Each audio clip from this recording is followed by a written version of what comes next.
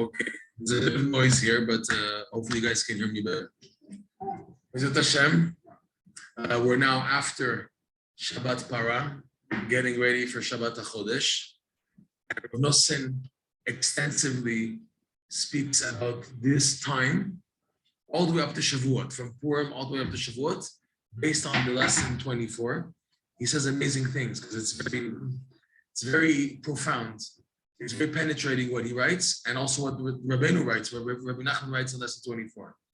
To give just a quick summary, Rabbeinu says like this in lesson 24, that a Jew has to do the mitzvot with joy. It's not enough to do mitzvot, but a Jew has to do the mitzvot with joy in order to free the mitzvah that's trapped in the evil, in the klipa, in the tumah. Okay? Your mitzvah will stay down if it's not done with joy. So now you might say, so how about 20 years of davening in Atzvut? What happens with all that? The power of the good is always the upper hand. When a person, after 20 years of davening sad, Tisha B'Av, he davens b'simcha, that one time he davens b'simcha elevates all the 20 years that were dead. Okay? That means there's always hope.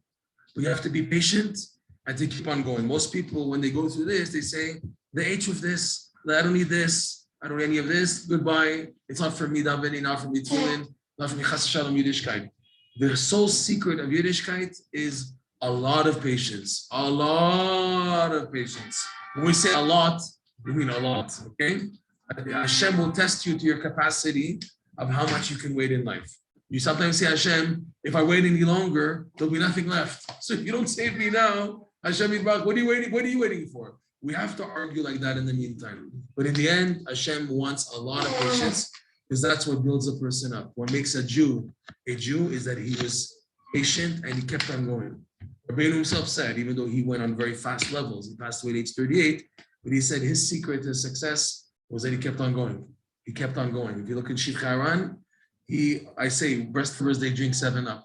7 Up, Sheva Yipol Tzadik, Vakam, 7 Up. The Tzadik falls 7 times and goes up. And also in Yiddish, Untakefart Op. What Rav Nosson writes in the letters in Alim Chufa, hope in Yiddish is what? Is a simcha, dancing, happiness, right?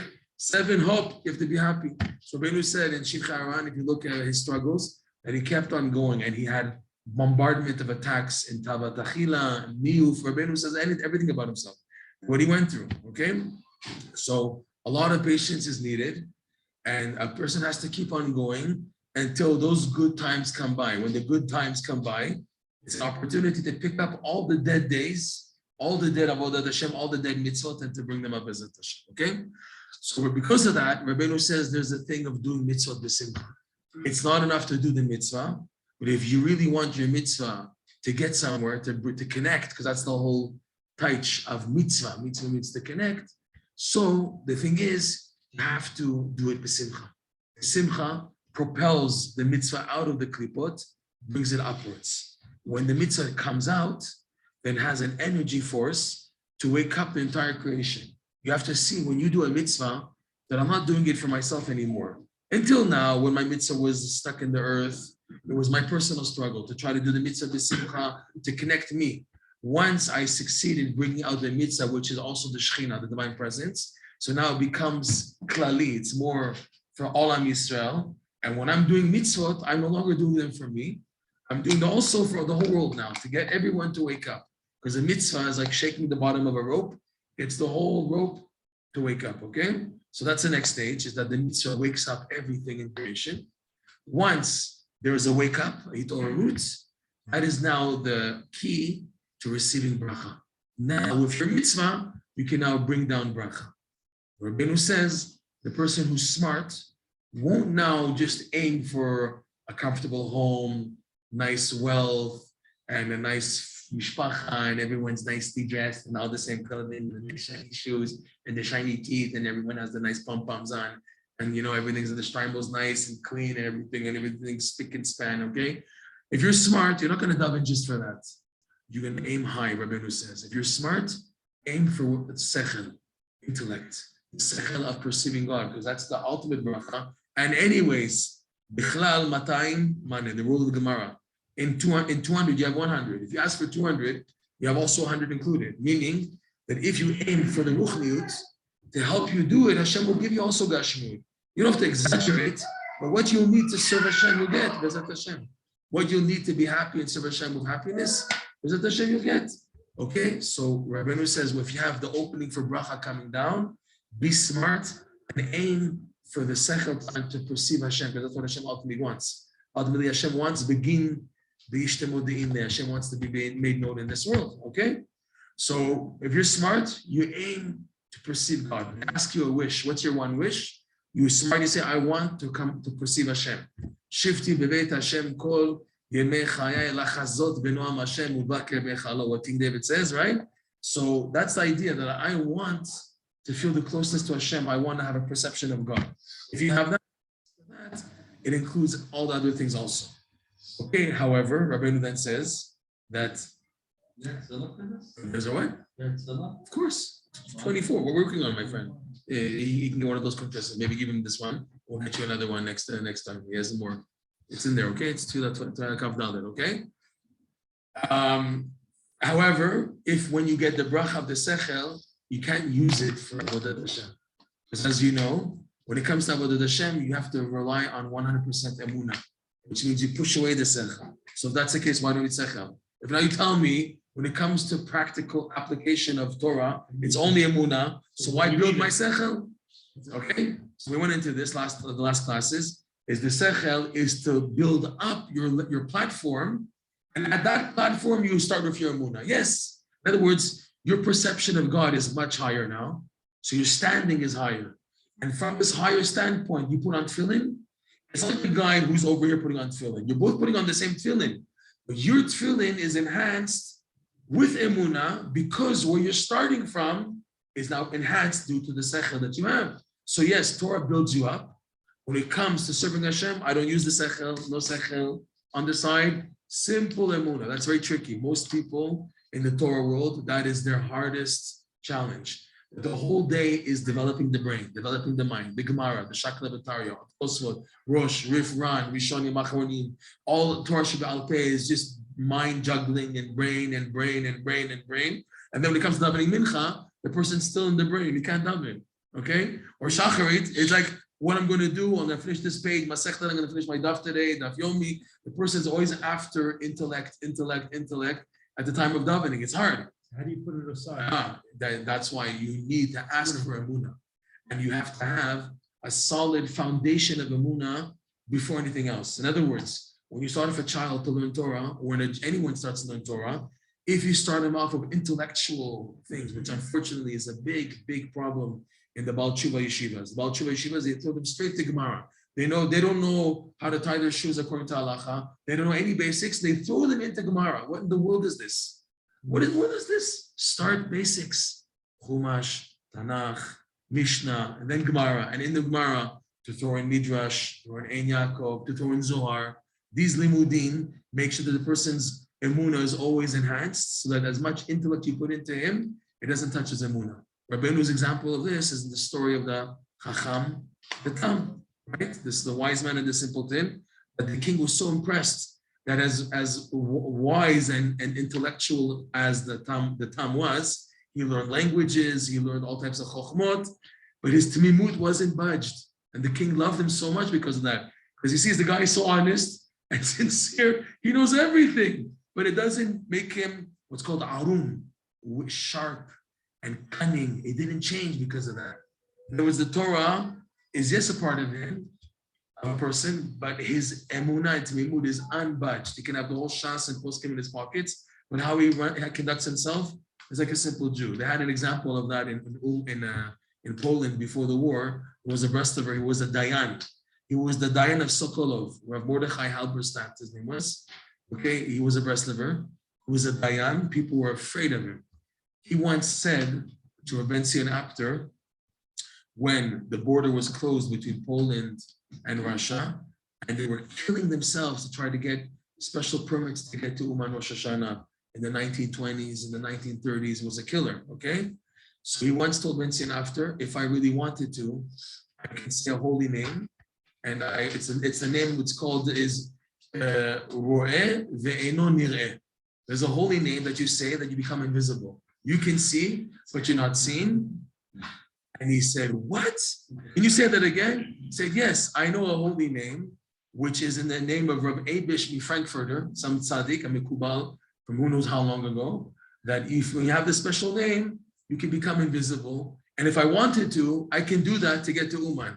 But that's not what the Rebbe wants. The Rebbe wanted us to go like everybody else on the wagons, on the airplane, on the bumpy ride, and well, there's a shochet. A shochet asked the Rebbe, if you allow me, I can do a holy name and come to do Kfitzat HaDerech to be by you. Rebbe says, no, you have to come to be by like everybody else. The wagon and the horses and the schlep. Because he's avoided. Yeah, he said the reason why he wanted Parnasa, Rebbe says you have to come like everybody else. That's how it works to come to it. So for Mordechai Halberstadt, he was a gaon. He was a gaon, okay? Before that, he was a Radziner. He was a Talmid of the Balat Chelet, his son. He knew them, okay? And he was highly respected by everybody, okay? And he was a gaon. So he had a big head. And they said about him that he would dance with the wrestlers, the simple wrestlers. He would jump and dance, and everything would be fun and dandy, okay? In other words, his emunah and tamimut was untouched by his sechel. That's what Rabbeinu says in this lesson, that a person, as much as they're striving for sechel and intellect and to learn Torah, but your emunah is untouched. How are you when you're lighting the candles for Shabbos, Kiddush, Motzi, davening? Where are you? Are you still intellectual, or B'ezrat Hashem, are you in it in a very emunah way? Okay. All right. So once you have a balance of sechel and emunah, you're ready now to be fit to perceive the infinite light, the Or Ein Sof. And what happens? Because now you have a balance of sechel and emunah, so now when they bounce you back, because that's the only way to receive the infinite light, it's called mate vela mate, is that you're tapping in, but they push you out.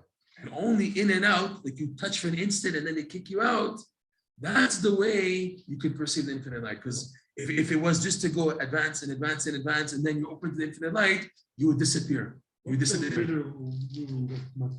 Mate means to reaching. Vela mate and not reaching. Reaching and not reaching. It's brought down many times in the Zohar, this lashon, mate vela mate, reaching and not reaching. This is how Judaism works. Judaism works, it's not like you go up, and then you make it. It's up, back down.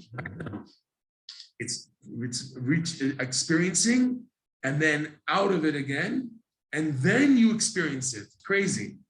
Crazy. But this is the way Judaism works. This is the way the Torah works, is that you go all the way up, and then you're pushed back, and the way you accept it determines how you receive the light. With all this said, so Nosson shows that this is the whole process. I'll give a quick summary. We started off with Shabbat Shkalim. Shabbat Shkalim, we said, wakes up the simcha generated by the money of the shkalim that went towards the korbanot and the ktoret. Ktoret, Rabbeinu says, is equal to doing mitzvot b'simcha. When a Jew does mitzvot b'simcha, it's exact same power as the ktoret, which is what? To elevate the holy sparks trapped in the people, in the evil side. When you do a mitzvah with joy, you take the mitzvah which is down in the earth, in the sadness, and you bring it up. You bring it from the galut out into exile, okay?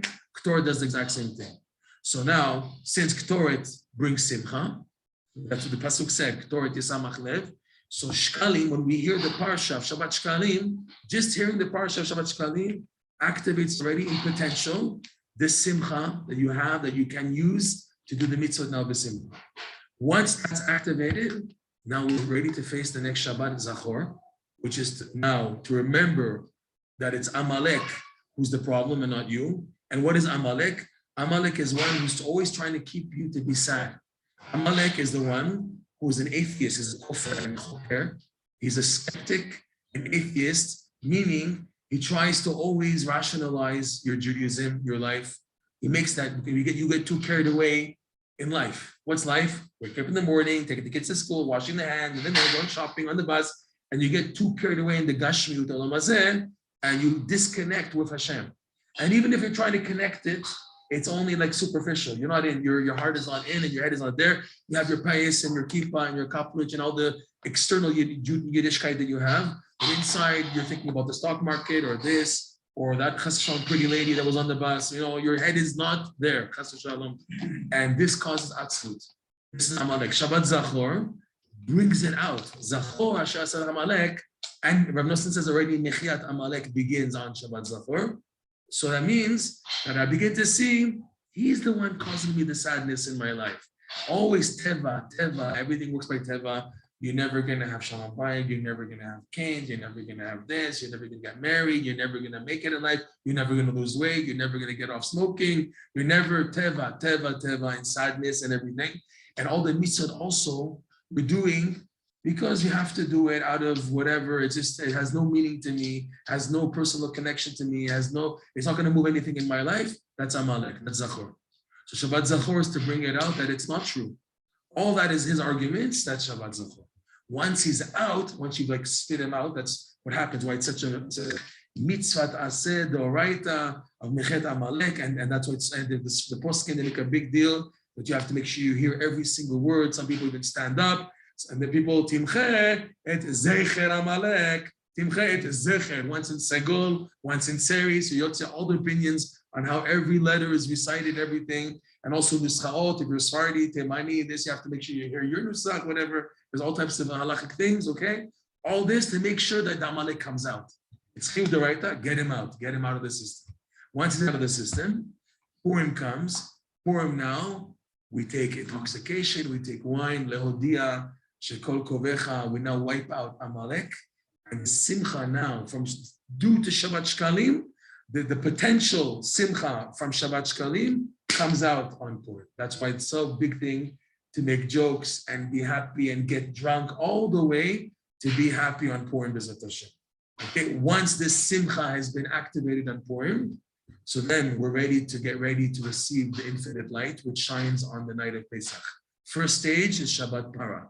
Shabbat Para now, we said, remember we said last week, it's Mitamet Tehorim and Meta'er Tme'im, which means that I do mitzvot now out of Emunah now. Now that I have the Simcha and I'm upwards now to receive the bracha, I choose as a Jew not to do mitzvot because I understand them.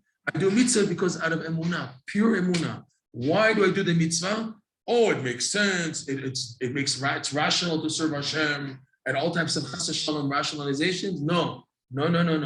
I serve Hashem like paraduma is a chok chakakti, ve'enecha reshut lehara acharei. Hashem says about the paraduma, it's a law. Does it make sense?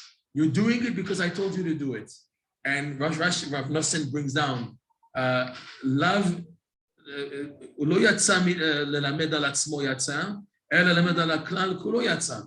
That paraduma comes to learn for all the 613 mitzvot. But even the ones that are given a reason in the Torah, right? Why put on tefillin? To remember Zechet Mitzrayim. Why matzot? Zechet Yetziat Mitzrayim. Why sukkah? All the mitzvot, the Ritem Otos Hartem, right? Tzitzit, everything. All those mitzvot, even if a reason is given, why do I do it? Because I believe. I'm a Jew and I believe. Period. What? Explain. No explanation. The Goyim want to know. But why are you doing what you're doing? The argument is the lefties. What is the rationale behind what you're doing? Me, I'm a Jew. It's in my DNA. We have something in our blood. It's called emunah. You can't explain it. I'm sorry. Yeah, but we're human beings. We think, we argue, we try to justify. Sorry, I'm a Jew. Everything is emunah. Period. You have a problem with it? Who says you can stay? You want to go? You have the whole world. Us, the Jewish people, only 0.2% of the entire population of the world, and even the 0.2%, not everybody believes in Hashem. Not everybody's there. Okay, even of the 0.2%, maybe another point something percent. I don't know how many percentage. Okay, we're the minimum. Leave us alone. You have the whole world. We want to work on and function based on emunah. No sechel. No. We learn Torah, yes, but like we said, why I do my motor to keep me going in my Judaism is pure emunah. That's Shabbat Para. With Shabbat Para, we're ready for Shabbat HaChodesh. But Shabbat HaChodesh, and this week it's big time. It's Shabbat Chodesh, it's Rosh Chodesh, okay? Rosh Chodesh Nisan, come on. It's Rabbi Nachman's birthday, by the way, also, okay? You have a big whammy. That means we need a big kelim to receive the light of the Shabbat. What is the Shabbat? What is the idea of Shabbat HaChodesh? It's the mitzvah of sanctifying the new moon. What is the big noise? What's such a big noise and a big deal of sanctifying the new moon. What's the idea of sanctifying the Kiddush HaChodesh? And it starts with the first Chodesh, which is Nisan. Rosh Chodesh Hazeh, Rosh Chodashim lechodshei Hashana. Rosh Chodesh Nisan, the month of Nisan, is the first month of all the months of the year. What in the world is so big about sanctifying the moon? First of all, when does the sanctification take place? When the moon has become almost entirely pitch black. There's no more light on the moon. And then a spark begins to shine, and there's witnesses to testify when the molad is. The molad means when it's born. It's actually becoming born. So Mekadesh, we sanctify the moon. What's going on here? So Rav Nosson explains something amazing. He says the moon and the sun were both created originally the same size. The moon complained. Two kings can't use the same crown. Hashem told the moon, okay, diminish yourself. What is going on here? What is going on here? So Nosson says the light of the sun and the light of the moon, ideally initially shining the same light, was the goal of the infinite light. Okay? The infinite light before creation was just infinite light. But then after the creation, Hashem made it that infinite light is experienced in Mateh Vela Mateh, reaching and not reaching. So the sun represents the reaching, the advancing, and you're about to perceive the infinite light. That's the light of the sun, which is always bright, shining. But the moon, sometimes it's big, sometimes it's small. That's the bounce back. The not reaching is represented by the diminishing of the moon, which Hashem did after creation, because that's the only way you can perceive the light of the infinite light, which represents the light of the sun and the moon together. We need both of them. Hashem didn't create the world of one light. He created the world of two lights that were big. What's going on? It can't work out like that. In order to taste the light, it has to be one big and one diminished. Okay, and be able to accept both of them. The Levana didn't accept it. The moon couldn't accept it. So it's called kitno, that she was diminished. She couldn't accept that she was diminished. It's called Kitchuga Levana. What is the Kitchuga of the Levana, the prosecution of the moon? That you said, because I said something which is right, I have to pay the price? That was Kitchug. The initial statement was also a type of Kitchug. Hashem, two kings can't use the same crown. Two lights can't be the same to connect. That's why it didn't make sense. It's irrational. So Hashem says, okay, that's why we have to diminish you. So now Am Yisrael, every month, we do what's called Kiddush Levana. We celebrate today. It's called Rosh Chodesh. We do the celebration of the first day of the month. We don't have anymore the witnesses to testify for the Molad. So it's created, it's automated by Chazal. When is Rosh Chodesh until Mashiach comes? And they know the calculations. So the Ibor and everything, how to make Rosh Chodesh, how to make a leap year, also an extra month. Okay? To equate the sun and the moon as much as possible. Our worry is to equate. The Christians, they work based on just the sun. The Ishmael, the Islam is based on just the moon. We're the balance. We balance the sun and the moon. Even though it doesn't work out, we know how to do it. We're going to add in an extra month to make them balance. Why do we need that balance between the sun and the moon? So that we can perceive the infinite light, which will shine on the night of Pesach. Everyone on the night of Pesach is given a mateh, a big light. There's a big light that shines on everybody. That's why Pesach night, by everybody, even secular Jews, they know to get together, even if they go to eat chametz. Even if they're going to eat chametz, but there's when someone's trying to get in here, so I didn't see this.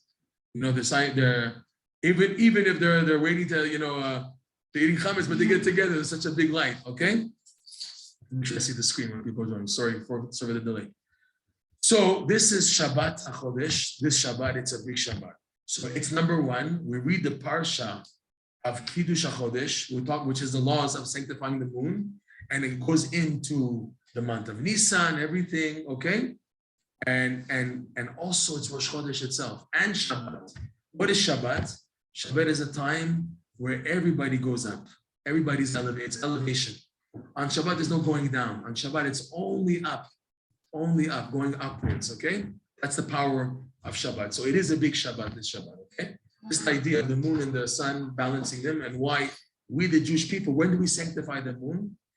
We sanctify it when it was just totally black, and now it starts to light again. That's called Kiddush HaChodesh, okay? We do every month. We bless the month for Kiddush HaChodesh.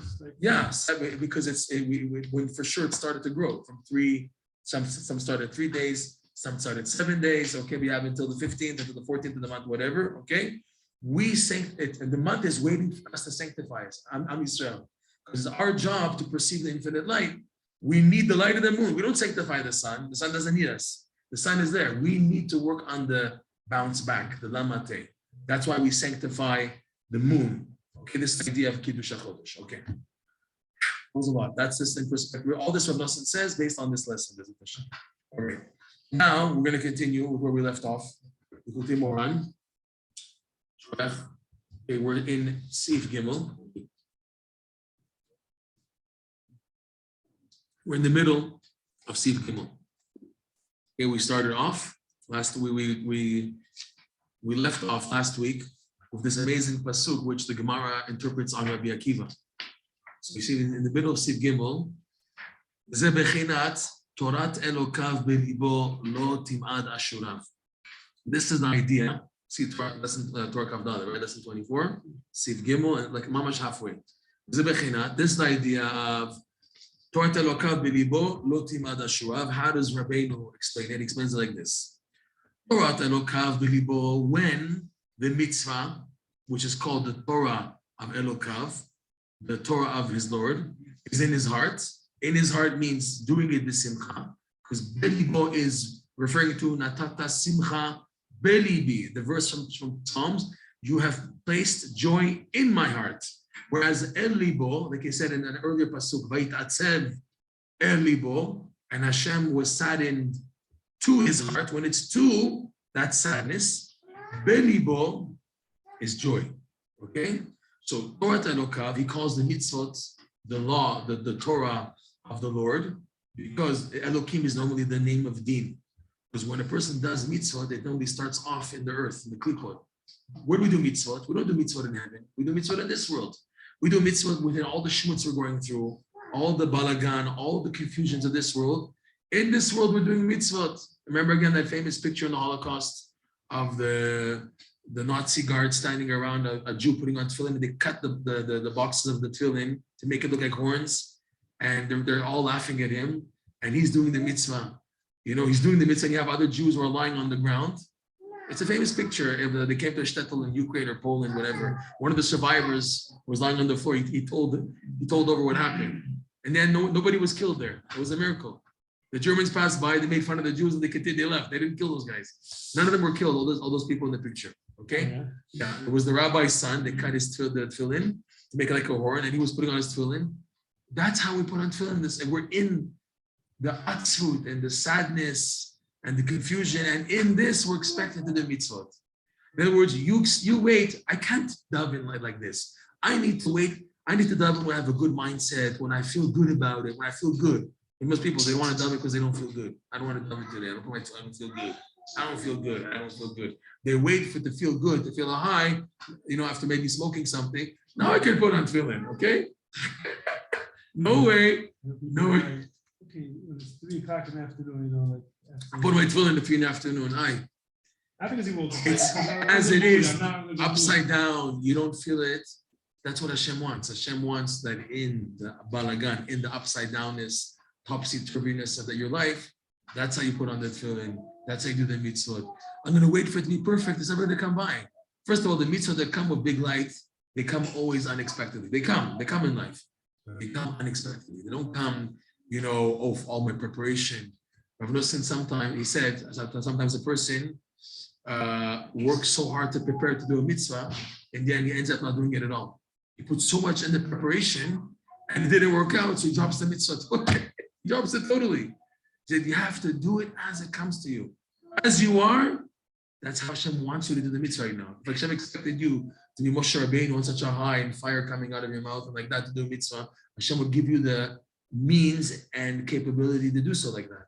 The fact that he doesn't do like that, it means Hashem wants you to do the mitzvah when you're half dead and your stomach hurts and you can't think straight and everything. And not to say, so I might as well not do the mitzvah. I have to wait for the perfect time.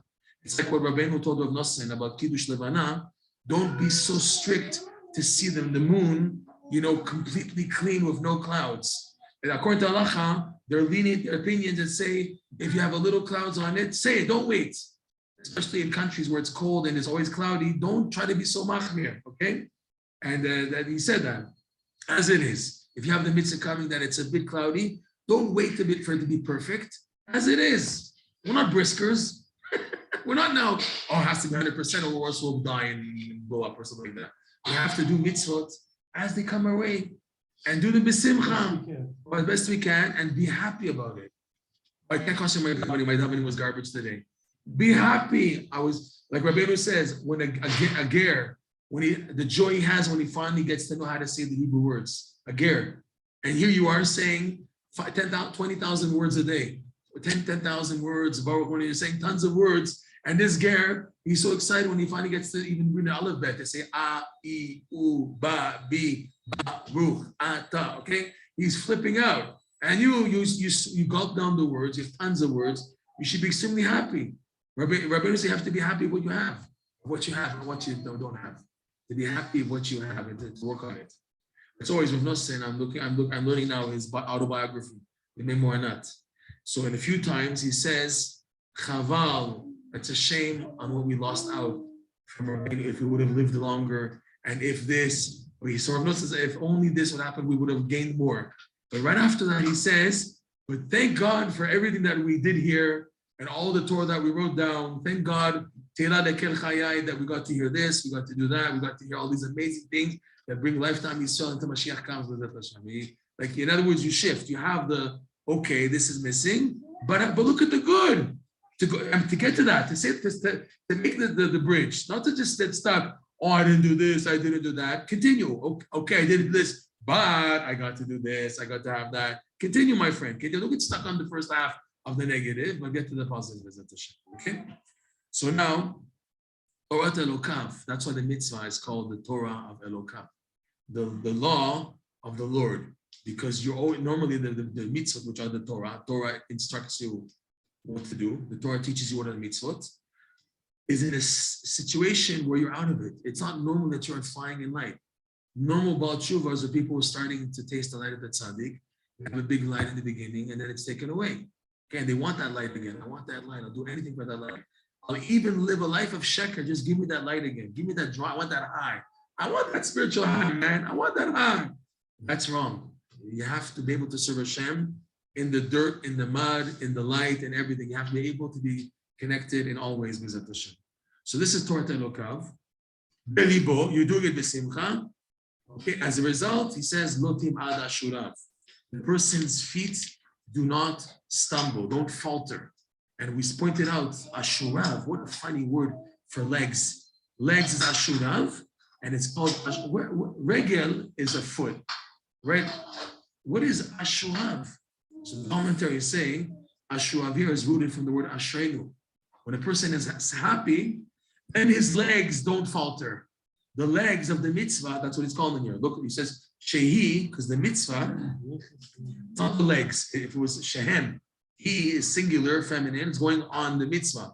Torah Elokav, that's already feminine. Torah is feminine, right? So shehi, the Torah of Elokim, which is the mitzvah, holechet leorer, she goes to wake up, like he said earlier in this paragraph, the entire universe back to Hashem.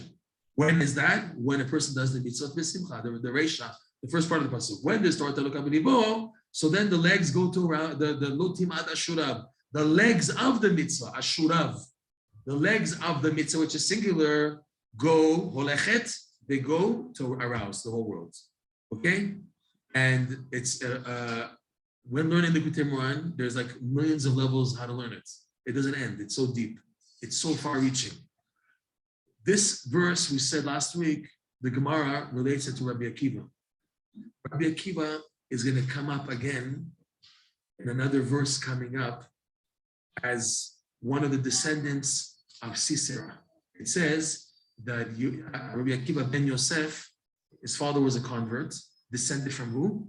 From Sisera. Sisera, the Arizal goes very deep into the secret behind the Gilgul of Sisera, who was the chief of the army of Yavin Melech Canaan. Yavin Melech Canaan, we're going to see coming up, and Sisera, they caused the Jews a lot of pressure and suffering in the time of Devorah and Neviah. Okay? And Dvorah Neviah succeeded in bringing down, and she even sang a song, Batashar Dvorah. And in the song, what is she saying? That the stars from heaven came down to do war of Sisera. The stars came down and wiped out Sisera and his army. So Rizal says these stars are connected to the stars in the dream of Yosef HaTzadik, Akiva ben Yosef. Yosef HaTzadik said that I saw my brothers, 11 stars, and the sun, Yaakov, Mishtachavim li, bending down to me. Okay? So now Rebbi Akiva was one of the 10 martyrs. Okay? He was representing who? Who's he representing? One sec. How many brothers were there in total? 12 brothers. Okay, Binyamin was out. Yosef is out. So these how many? 1 second. So that's already 12, 11, 10. Rebbi Akiva was number 10, representing one of the 10 brothers. I just have to check this out. It seems he was connected to the Shekhinah. Who's the tribe that was represented to the Shekhinah? It looks like Reuven. Why? Because Reuven was not in the Eitzah to sell. He was out of it. So there was really 9. There were 9 brothers. So it's not 10. There were 9 involved in the selling. Reuven wasn't involved in the selling. Okay? It's 9, not 10. Because Yosef is 12, Binyamin is 11. Take that, that's 10. Reuven wasn't there either, so we have 9. So who was number 10? The Shekhinah, because the 9 they said, right? Rashi brings this down. You know, we need an Eidah who are going to take an oath. Then no one's going to reveal to Yaakov Avinu. Okay? So who's number 10? They said they joined in the Shekhinah, number 10. So Rebbi Akiva represents the Shekhinah. He corresponds to the Shekhinah, which is why the Arizal says, I'm going off a lot, I know. The Arizal says that Rebbi Akiva, he suffered the most painful torture of the 10 martyrs. He had the worst torture. When they peeled his skin off, it was the worst, okay? In order to retribute it, so the stars had to come down to subdue Sisera in order that eventually his offspring will convert and will come forth, Rebbi Akiva, who will be the representation of the Shekhinah. That's why we saw Rebbi Akiva, and then to take retribution and punishment from him and the 10 martyrs, but with him especially being the most important of the 10 martyrs, the most painful one is Rebbi Akiva, and it's called Ben Yosef, and it's not by chance his father is called Yosef, but to show that he is like rectifying the blemish of Yosef HaTzadik. So the stars that bow down, the same stars, as if to speak, came down to wipe out Sisera. In order that should come forth, the convert who will give birth to Rebbi Akiva. There's a lot of depth here. Okay, we'll go into it when we get to the pasuk. The whole story of Sisera is like it's very deep. He says with the Arizal, I forget the gematria, Sisera. So you have there, how did he do it? I have to remember, it's a complicated gematria. Basically, he says the gematria of Sisera represents the highest level of da'at. Yavin, Melech Knaan. Yavin is Bina of the Klipa. Okay, Knaan. What is Knaan? Hachna'ah. Submitted da'at. Bina. In other words, da'at which is submitted to the evil side. That's Yavin, Melech Knaan. And Sisera, he says our result corresponds exactly to the same Klipa as Haman. Sisera and Haman were equivalent. And he says our result is a hint in the song Vatashar Dvorah. There's a Rashi Tevot of Haman in the opening verse of the song of Dvorah. I forgot the psukim. We'll get into it when we get there. In this Torah, coming up as a pasuk. That's the pasuk Rabbeinu brings, which is connected to Dvorah and Sisera, etc. So there we'll get into it. We'll bring in Rebbi Akiva. We'll get there. I have a request. You should say the measures of Sisera, what the whole story. I mean, if it's needed to explain this, okay, let's go on. So Torah Telokah v'libo lo tibad hashirav. Okay, she'olechet le'orer. This is the idea. Rebbi Akiva, by the way, stuck out because he was always b'simcha. He said that also. That was the chiddush of Rebbi Akiva. He died laughing. He died smiling. And when Turnus Rufus gave him the psak to die, he was cracking up. He said, we tell you to die and you're cracking up? He says, yes, because I'm now doing the mitzvah to die in Kiddush Hashem b'simcha. I'm happy doing it. He waited his whole life. He waited his whole life to do this mitzvah, right? Okay? So this is the Rebbi Akiva, and he began where?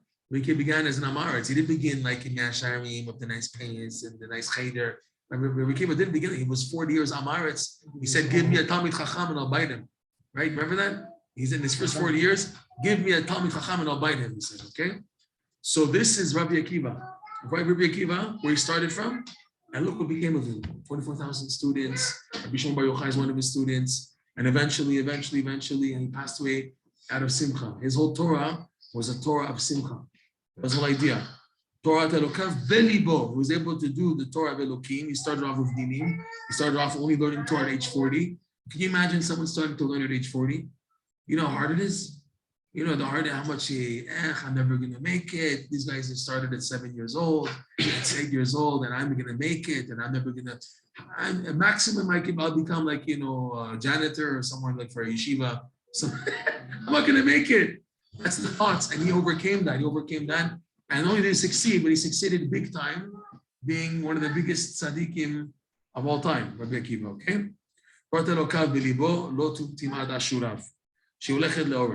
Now Rabbeinu brings the second pasuk. Likutey Eli Malki Bakodesh. Okay. This is a pasuk from Psalm 68, praising Hashem.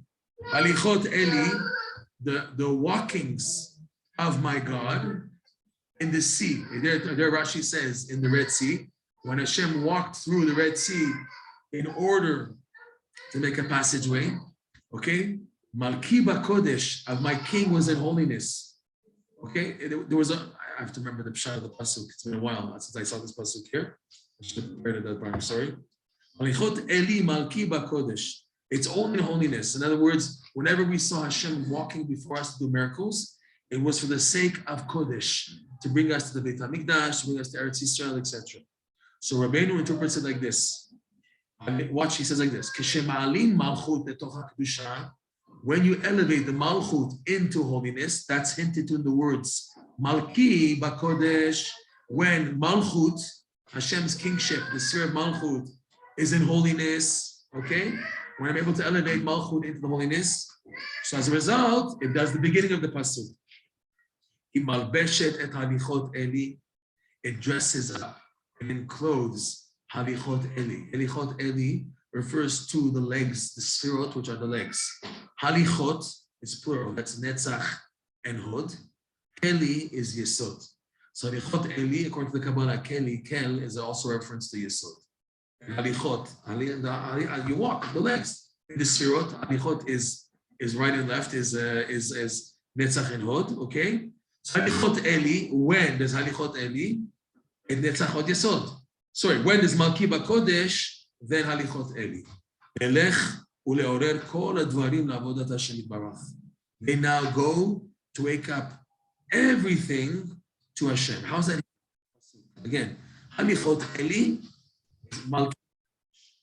Eli kel is also a reference to the first sphira. Even though here it's keli, my kel is when I master to bring down the light of the first sphira. I have to explain this a little. Let's look at the chart. Hashem has about 10 names, a few names. Each name of Hashem corresponds to a different sphira. In other words, a sphira represents a type of energy that Hashem is transmitting into the world. Why does Hashem also have different names? Why is there Yud Kei Vav Kei, Adni, Elokim, Tzvakot, Shakai? Why these different names? They come to show different powers of energy that Hashem is transmitting into the world. So automatically, each name of Hashem corresponds to a different sphera, okay? So here in the DRI edition here, in English, you see, you have holy names of Hashem and the association of the sphirot. So look at Kel. Kel is Chesed, okay? Yesod is really Shaddai, okay? But they say this time, Keli means when I've taken the light of Chesed and brought it into me, that's also Yesod. Yesod is called Shaddai. The name of Hashem is called Shaddai. He also says, look, he says two names, Shaddai, Kel Chai. Kel Chai, the living God, is hinted to in this pasuk. Halichot Keli is referring to Keli is the Yesod.